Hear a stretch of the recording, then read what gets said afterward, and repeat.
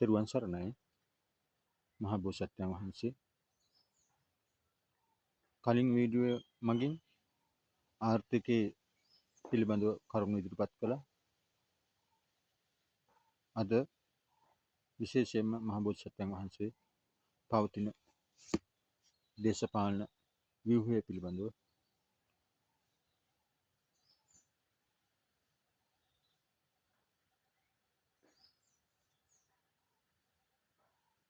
අදහස් ප්‍රකාශ කිරීමට බලාපොරොත්තු වෙනවා. පවතින දේශපාලන ව්‍යුහය ගත් කල්හි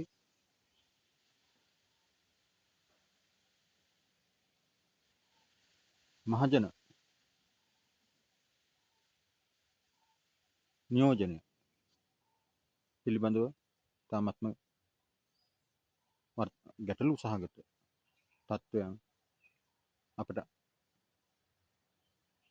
ප්‍රායෝගිකව අත්දකින්නට අත්විඳින්නට සිදුව තිබෙනවා.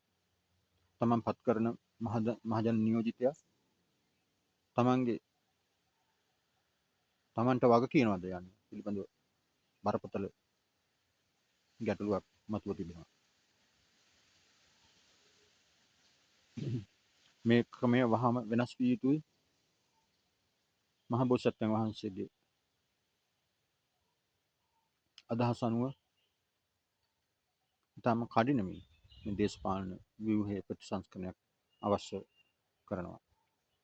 විශේෂයෙන්ම මතක් කරන්න ඕන මේ වන විට මහා බෝධිසත්වයන් වහන්සේ මේ විශ්වයේ සියලුම බලවේගයන්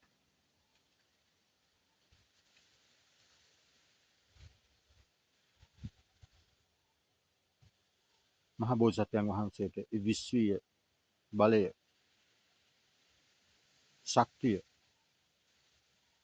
ලබා දී අවසන්. ඒ අනුව රට පාලනය කරන අය මෙන්ම රටවාසීන්ද වහවහ මහා බෝසත්වයන් වහන්සේගේ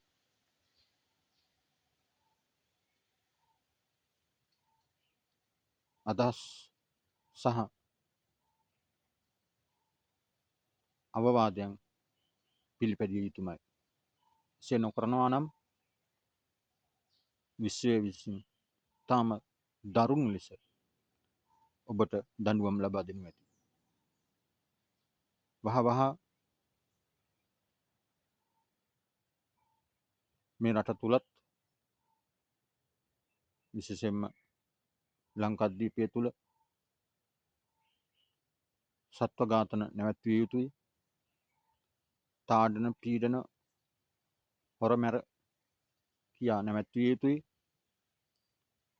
විශේෂයෙන්ම රාජ්‍ය නිලධාරීන් පොදු මහ ජනතාව උදෙසා තම කටයුතු ඉතාමත්ම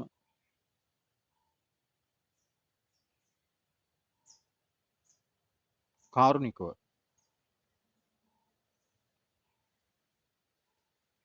ලැබියාවෙන් යුතුව ඉටු කළ යුතුයි.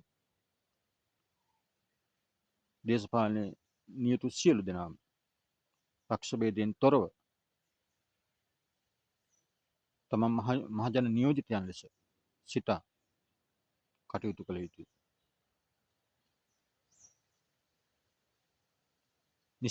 නියත වශයෙන්ම 2027 වෙසක් පුර 15ක පොහොය දින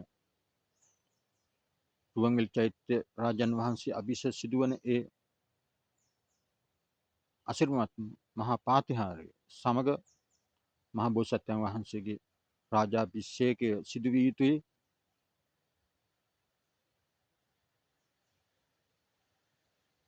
එසේ නොවන්නට මේ රට තුල බරපතල ගණයේ ඛේදවාචකයන් සභාදහම විසින්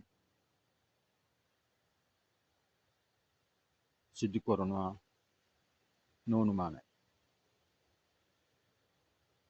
මුළු විශ්වයම මහ බෝසත්යන් වහන්සේගේ රාජ්‍යත්වය බලාපොරොත්තුවෙන් සිටිනවා. ඉදිරි කටයුතු සඳහා විශේෂයෙන්ම රජය මහ බෝසත්යන් වහන්සේගේ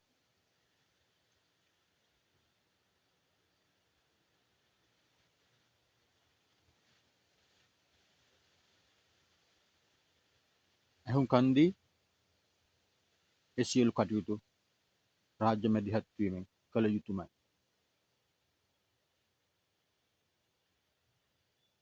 විශේෂයෙන්ම මහ බෝසත්යන් වහන්සේ අවධාරණය කරනවා දේශපාලන සංස්කෘතියේ සිදුවිය යුතු මහා වෙනසක් කළ යුතුව තිබෙනවා. දැනට පවතින ප්‍රාදේශීය ලේකම් කාර්යාල සීමා ලෙස සලකා සෑම ගාම නිලධාරී කොට්ටාසයටම වග කියන මහජන නියෝජිතයෙකු පත් කළ යුතුයි. ඒ මහජන නියෝජිතයන්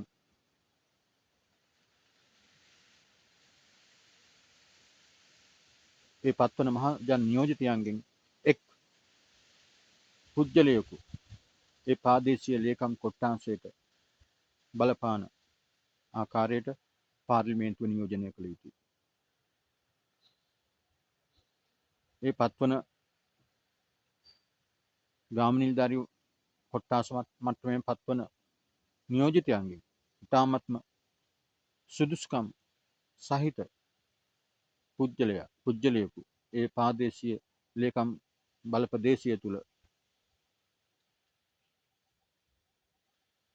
රාජ්‍ය හා සිවිල් සමාජයේ නම් කරනු ලබන ප්‍රභූන්ගේ අනුමැතිව වැඩි කැමැත්ත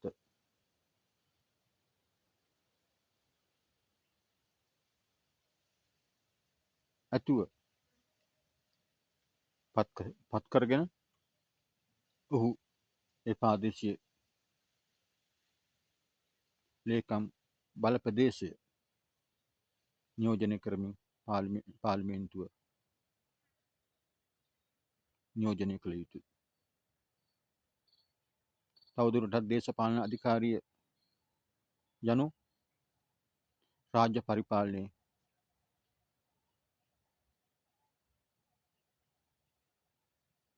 එක් කොටසක් විය යුතුයි. තනි තීරණ ගැනීම නොකළ යුතුයි. රාජ්‍ය පරිපාලන ව්‍යුහයේ එක්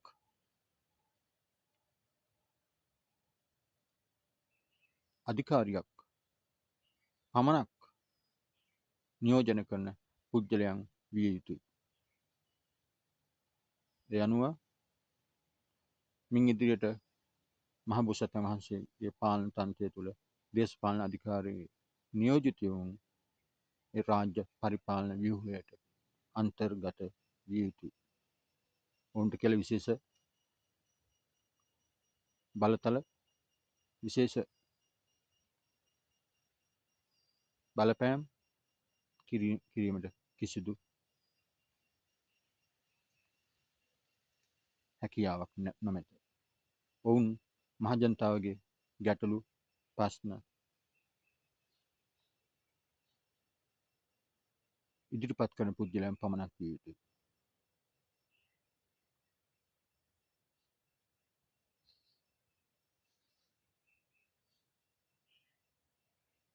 ඔවුන් ඉදිරිපත් කරන ගැටලු ප්‍රශ්න පොදු සාමූහික තීරණයක් ලෙස සියලුම රාජ්‍ය පරිපාලන ව්‍යුහයේ හැමෝගෙම වග කියන යෝජනා ලෙස කියාවට නැංවිය යුතුයි. එවැනි ආකාරයේ පොදු එකඟතාවයෙන් ගොඩනැගෙන සාමූහික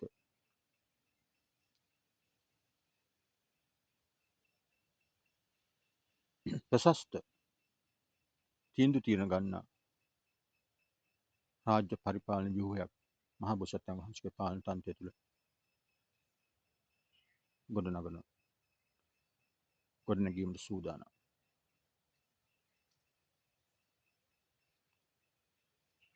ඒ ආකාරයෙන් පත් කරගන්න ලබන පාර්ලිමේන්තුව වසර 10ක් දක්වා බලාත්මකයි. ඒ වසර 10 තුළ කිසිදු පාර්ලිමේන්තු මන්ත්‍රීවරයෙකු හෝ ප්‍රාදේශීය මට්ටමින් පත්වන නියෝජිතයෙකු හෝ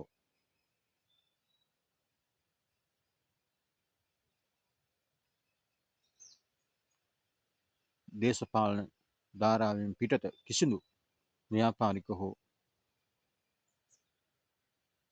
වෙනත් වෘත්තිමය තත්ත්වයක නියැලීම සපුරා තහනම්. ඔහුට සුදුසු වැටුපක් ලැබෙනවා. යම්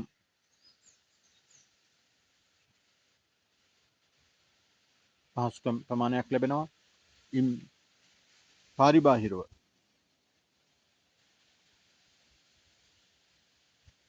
වෙනත් කිසිදු කටයුතු වල නොයිලිය යුතුයි.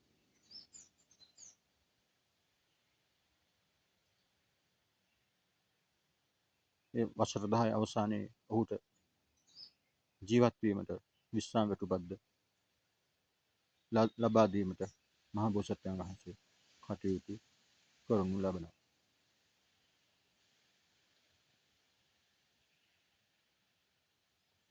ඒ විශ්‍රාම වැටුප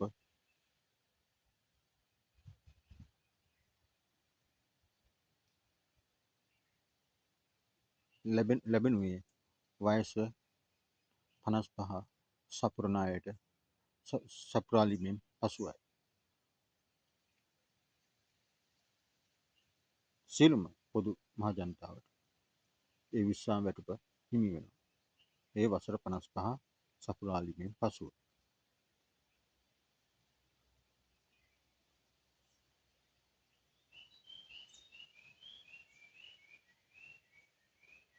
ඒ ආකාරයෙන්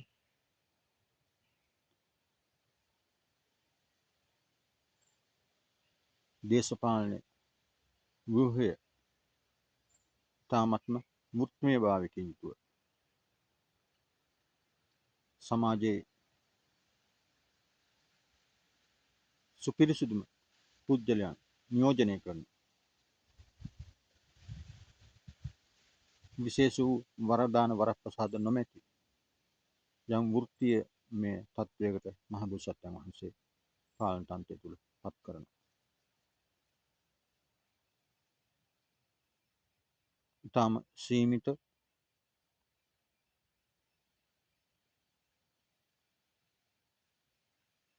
අමාත්‍ය මණ්ඩලයක් ඒ පත්වන මහජන නියෝජිතයන්ගේ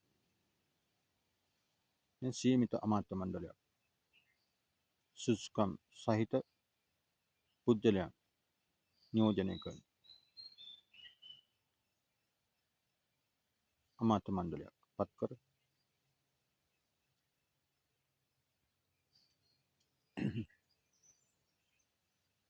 කාර්යක්ෂම සේවාවක් මහබෝසත්යන් වහන්සේගේ පාලන තන්ත්‍රය තුළ රටට ජනතාවට ලබා දීමට කටයුතු කරනවා.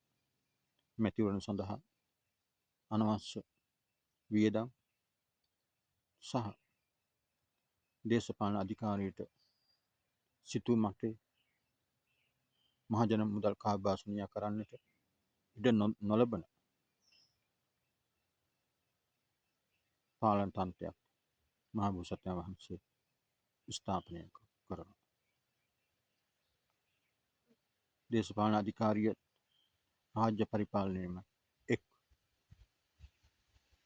පැතිකඩක් ලෙස කටයුතු කරනු ලබන අතර